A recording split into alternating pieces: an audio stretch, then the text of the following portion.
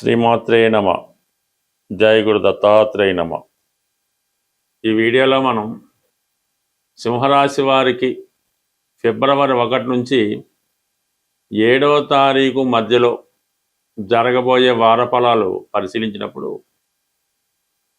మరి 4 గ్రహాలు 6వ స్థానంలో సంచరిస్తుగా ఉండగా రవి, రాశ్యాధిపతి రవి 6వ స్థానంలో ఉంటూ కుజుడితో కలిసి సంచరించడం వల్ల జాతకుడు చాలా విషయాల్లో డామినేట్ చేస్తుంటాడు.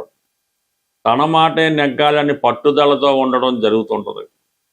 మీరు ఏ కార్యక్రమంలో పాల్గొన్నా, ఒక పోటీలో పాల్గొన్నా, ఒక ఇంటర్వ్యూలో పాల్గొన్నా అంతిమ విజయం కంప్లీట్గా మీకే రావడం జరుగుతూ ఉంటుంది. అయితే విపరీతమైన స్ట్రెస్కి, మానసిక వేదనకి గురవడం కూడా జరుగుతూ ఉంటుంది. ఇక్కడ ఏమైందంటే సింహరాశి వారికి 6, 7, 8 స్థానాల్లో కంప్లీట్గా ఈ పాపగ్రహాలు సంచరించడం జరుగుతూ ఉంది. అందువల్ల ఏంటంటే జాతకుడు విపరీతమైన స్ట్రెస్కి ఫీల్ అవుతూ ఉంటాడు. సరైనటువంటి నిర్ణయం తీసుకోలేకపోవడం కూడా జరుగుతూ ఉంటుంది. అందువల్ల ఏదైనా పని చాలా రిలాక్స్గా, ఏమాత్రం తొందరపడకుండా నిదానంగా ఆలోచించడం వల్ల సక్సెస్ అయితే పొందవచ్చు. కానీ తొందరగా ఏ నిర్ణయం తీసుకున్నా దానివల్ల లాంగ్ టర్మ్లో ఇబ్బంది వచ్చే అవకాశం ఉన్నది. అయితే ఏదైనా 6వ స్థానంలో ఈ 2 గ్రహాలు మెయిన్ కుజుడు, రవి అగ్నితత్వ గ్రహాలుగా విపరీతమైనటువంటి డామినేషన్. ఎవరైనా మీతో సంప్రదించాలన్నా, మీతో మాట్లాడాలన్నా, నిర్ణయం తీసుకోవాలన్నా ఇబ్బంది పడుతూ ఉంటారు. అయితే అక్కడ శుక్రుడు మరి తృతీయ దశమాధిపతిగా శుక్రుడు 6వ స్థానంలో ఉండడం వలన మరి వృత్తిపరంగా స్త్రీలతో కొన్ని విభేదాలు ఏర్పడడం జరుగుతూ ఉంటుంది. ఆర్థిక పరంగా ఎంత ధనం వచ్చినా విపరీతమైనటువంటి ధనం ఖర్చు అవ్వడం జరుగుతూ ఉంటుంది. రుణం కోసం చేసే ప్రయత్నాలు అవి ఫలించినప్పుడు కూడా అవి సకాలంలో రాకపోవడం వల్ల కూడా కొంత ఇబ్బంది పడడం జరుగుతూ ఉంటుంది. ఇక బుధుడు ధన లాభాధిపతిగా 6వ స్థానంలో ఉండడం కూడా జాతకుడు చేసే రుణ ప్రయత్నాలు ఫలిస్తూ ఉంటాయి. చాలా తెలివితేటలుగా వ్యవహరించినప్పటికి కూడా చాలా వరకు మిమ్మల్ని ఎవరైతే సహకరిస్తూ ఉంటారో, అంటే 7వ స్థానంలో రాహు వల్ల వారు ఇంటర్నల్గా కొంత స్వార్థపరులు అవటం వల్ల ఏంటంటే మీకు ఏ ఫలితం సమయానికి వచ్చినట్టు వాళ్ళు సహకరించకపోవడం, అలాగే ఏ ప్రయోజనం అయినా కూడా వాళ్ళు అంటే ఇతరులు, మీ పార్ట్నర్స్ కానీ ఇంకొకరు కానీ వాళ్ళకి అనుకూలంగా ఉపయోగించడం జరుగుతూ ఉంటుంది. అంటే మీ యొక్క ఇన్ఫ్లుయెన్స్ని, మీ యొక్క పలుకుబడిని వారు ఉపయోగించుకొని వారు లాభపడడం జరుగుతూ ఉంటారు. ఇది ఒకసారి మీరు గమనించి కొంత జాగ్రత్తగా నిర్ణయం తీసుకుంటే తప్ప నెమ్మదిగా మీ పైన మీ పార్ట్నర్స్ కానీ, మీతో కలిసి జీవిస్తున్నటువంటి మీ జీవిత భాగస్వామి అవ్వచ్చు, మరొకరు అవ్వచ్చు, వారు నెమ్మదిగా మిమ్మల్ని బలహీనపరిచి మొత్తం వారు మిమ్మల్ని వారి ఆధీనంలో తీసుకొని వారు చెప్పినట్టు నడుచుకునే విధంగా మార్చే అవకాశం ఉంటుంది. దీనికి అదనంగా మరి అష్టమ శని కూడా నడుస్తుంది కాబట్టి కొన్ని సందర్భాల్లో మీరు అప్పటిదాకా ప్రయత్నించి చివరి నిమిషంలో కొన్ని విషయాలు డ్రాప్ అవడం కానీ, సంపూర్ణంగా మీ బాధ్యతలు ఇతరుల మీద నెట్టడం కానీ జరుగుతూ ఉంటుంది.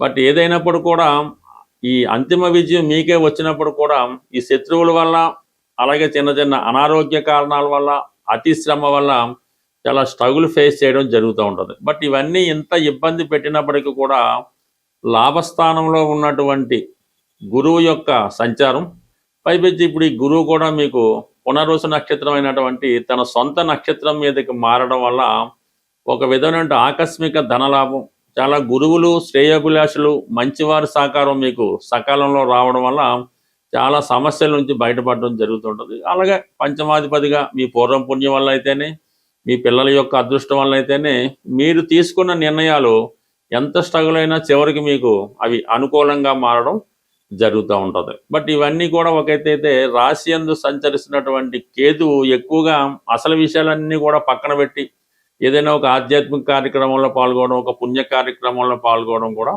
చేయడం జరుగుతుంటుంది. అంటే ఓవరాల్గా పరిశీలించినప్పుడు జాతకుడు ఏదైనా నెమ్మదిగా నిర్ణయాలు తీసుకొని అధిక బడ్జెట్ తన మీద వేసుకుంటా ఒక పని తర్వాత ఒక పని చేయడం వల్ల, అలాగే ఏదైనా ఒకే దాని మీద మీరు కాన్సన్ట్రేట్ చేయడం వల్ల ప్రతి పని మీకు అనుకూలంగా మారే అవకాశం ఉంటుంది. ప్రస్తుతం ఉన్నటువంటి ఆర్థిక పరమైనటువంటి సమస్యల నుంచి నిరుద్యోగ సమస్యల నుంచి, రుణాల నుంచి బయటపడాలంటే కొన్ని పురాతన రెమెడీలు మీకు తెలియజేయడం జరుగుతూ ఉంది. అందులో ప్రధానంగా మీరు తీసుకున్నటువంటి ఆహారంలో, అంటే భోజనం, టిఫిను, లేదంటే ఇంకా పలహారం, వీటిలో కొంత భాగాన్ని మీరు మూగజీవులకి పెట్టవలసి ఉంటుంది.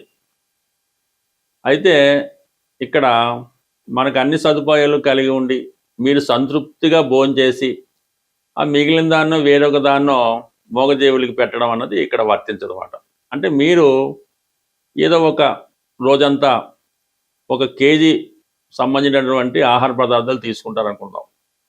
అప్పుడు మీరు ఒక 800 గ్రాములతోనే సరిపెట్టుకొని మిగతా 200 గ్రాములు అది మూగజీవులకో వేరెవరికో ఇవ్వడం వల్ల ఆ ఫలితం మీకు వస్తుంది తప్ప మీ సంతృప్తిగా తింటూ ఆ మిగిలింది ఇవ్వడం వల్ల పెద్దగా ఉపయోగం ఉండదు. అంటే మన ఆహారంలో, మనకి భగవంతుడు కేటాయించిన ఆహారంలో కొంత భాగాన్ని వాళ్ళకి కేటాయించడం, మనం కొంత ఆకలితోనో అసంతృప్తితో ఉండడం వల్ల ఆ ఫలితం మీకు రావడం జరుగుతూ ఉంటుంది. ఇది కామన్గా తెలుసుకోవాల్సిన విషయం. అలాగే ఏదన్నా ఈ సిటీలో అది మనం ఏదన్నా టెంపుల్కి వెళ్ళినప్పుడు దేనికి వెళ్ళినప్పుడు అక్కడ అంటే ఏదైనా దైవ సంబంధించిన కార్యక్రమాల్లో కానీ, దేవాలయాల్లో కానీ మనకి ఎవరన్నా ఈ పెళ్ళికో వాళ్ళ యొక్క బర్త్డేకో ఆహ్వానించి భోజనం అది పెడతా ఉంటారు. ఆ సమయంలో అంటే ఇలాంటి వాటిలో మీరు వెళ్ళి అక్కడ భోజనం చేయవచ్చు. అంతేగాని ఎక్కడ పడితే అక్కడ బయట భోజనాలు పెడతా ఉంటారు. ఏదో అక్కడ టెంపుల్ దగ్గర ఇంకో చోట ఇంకో మండల వారో, అది సాధారణంగా మీరు అటువంటి భోజనం అన్నది బయట అటువంటి భోజనం అన్నది ఆహ్వానం లేని భోజనం కానీ, అనాచితంగా పెట్టే భోజనం కానీ, ఏదైనా ఒక సంస్కారం కలిగే వ్యక్తులు అంటే వాళ్ళు బతకగలరు, మనకు ఆదాయం ఉంది, ఆ పూట భోజనం మనం చేయగలం అనుకున్న వాళ్ళు సాధ్యమైనంత వరకు అది అవాయిడ్ చేయడం మంచిది. అంటే అది ఇంకోళ్ళకి పొందడం జరుగుతూ ఉంటుంది. మీకు అవకాశం ఉంది కాబట్టి మీరు మీ యొక్క ధనంతో ఏ హోటల్లోనో ఇంకో చోట భోజనం చేయడం వల్ల ఆ ఫలితం రాదు. కానీ ఇలాగా ఫ్రీగా పెట్టే భోజనం చేయడం వల్ల అది కూడా మీకు భగవంతుడు మీకు రావాల్సినటువంటి పుణ్య ఫలితాన్ని అది ఇబ్బంది పెట్టడం జరుగుతూ ఉంటుంది. ఇది కూడా సాధారణంగా గమనించడం మంచిది.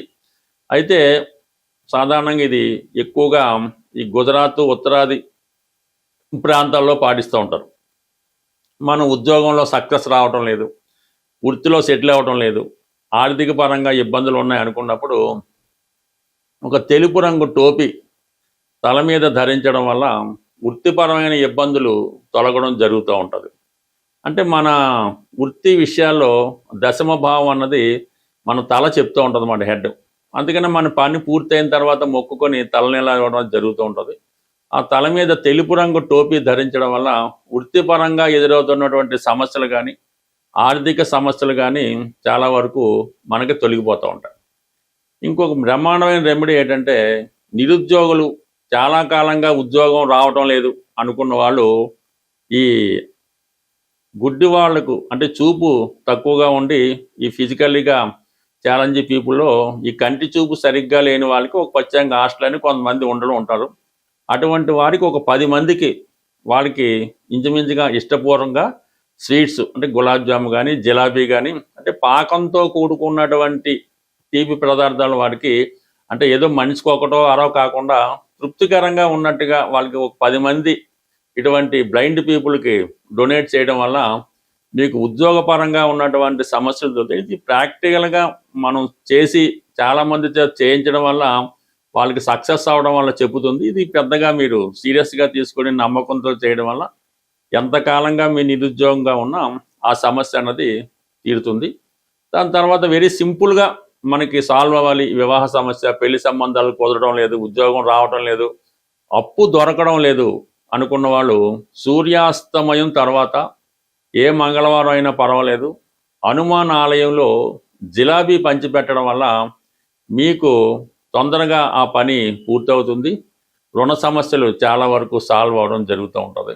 సో ఈ విధంగా ఇటువంటి చిన్న రెమెడీలు అంటే ఏదన్నా రెమెడీ చేసినప్పుడు అవతల వ్యక్తి కూడా సంతృప్తి పడవలసి ఉంటుంది. ఊరికే ఏదో జిలాబీ ఏమన్నట్టు ఒక జిలాబీ అలా కాకుండా కంప్లీట్గా ఉండాలి. భగవంతుడు కూడా మనం ఏదన్నా ఒక రెమెడీ నిమిత్తం పూజ చేసినప్పుడు ఏదో తమలపాకులు పూజ చేయిస్తాం అన్నప్పుడు ఏదో 41 తమలపాకు 21 తమలపాకు కాకుండా ఇది ఒక బుట్ట తమలపాకులు ఆ విధంగా పూజ చేయడం వల్ల, అలాగే విపరీతంగా సింధూరం వాడటం వల్ల ఎక్కువగా ఆంజనేయ స్వామి అంటే మనం వాళ్ళ యొక్క స్థాయిని బట్టి సాధనను బట్టి చేయవలసి ఉంటుంది. ఏమీ లేని చిన్న విద్యార్థి ఒక 100 తమలపాకులతో పూజ చేయనా పర్లేదు. అదే కోటీశ్వరుడు లాంటి వాడు తన ఫలితం కోసం అతను కూడా అలా కాకుండా కొద్దిగా టాలెంట్గా హోదాగా చేయడం వల్ల ఈ ఫలితాలు కూడా రావడం జరుగుతుంది. స్వస్తి.